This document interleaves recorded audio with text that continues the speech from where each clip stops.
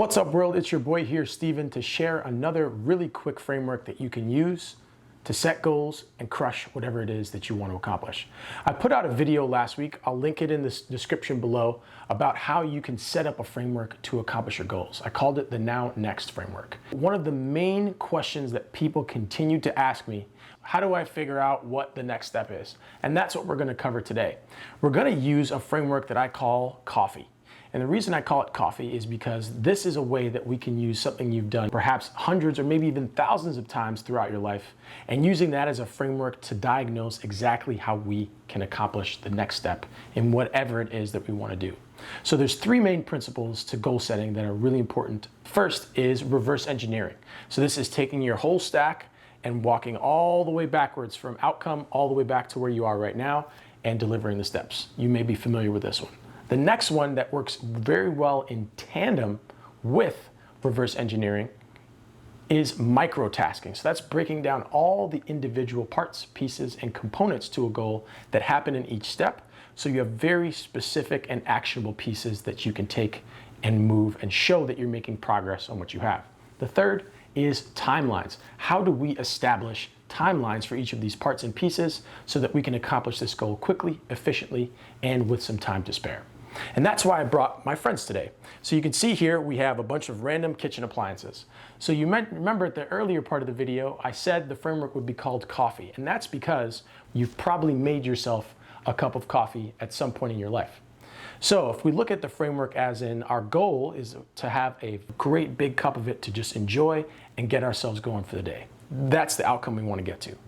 That's over here. Now, what are all the steps that need to happen in order to put that coffee in the cup? We're going to reverse engineer this whole thing. The first thing is we're going to need coffee. So if you buy coffee from the store, if you don't have any, you're going to need to go to the store. So that's step one. Go to the store, get coffee.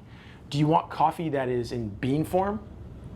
That could be your next step. I want to buy coffee in bean form. This is where you start to microtask.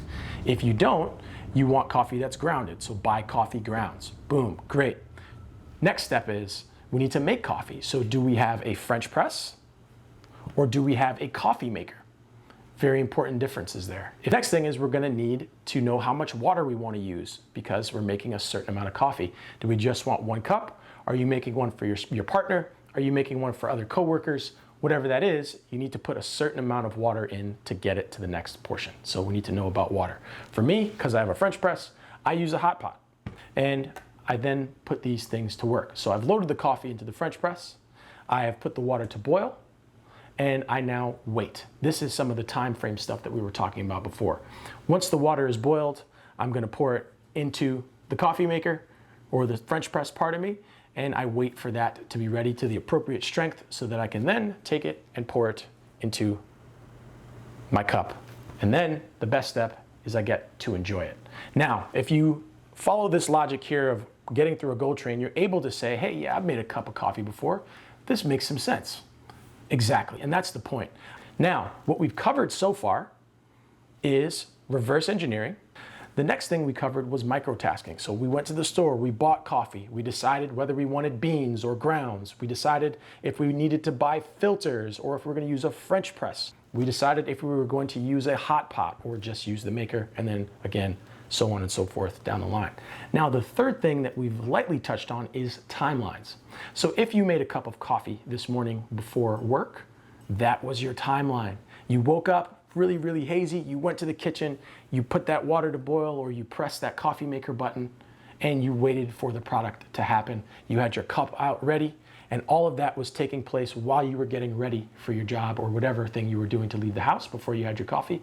You did all of that process and built all of that, and you accomplished your goal of having a piping hot cup of coffee on your way to work. Hopefully you found this helpful. I'd like to thank my friends for joining us here on this ride. If you drink coffee, you've already accomplished something today. If you are a person that's looking to get a goal, just think about what did I have to do to get to this cup of coffee, and break each thing that you have into its individual steps, as small and as meaningful as you can, because this is how you're going to arrive at the conclusion and the outcome that you want. If you like this video, if this framework makes sense to you, please like, please comment, please subscribe to the channel, and share it with anyone who you think can find it useful. And happy selling.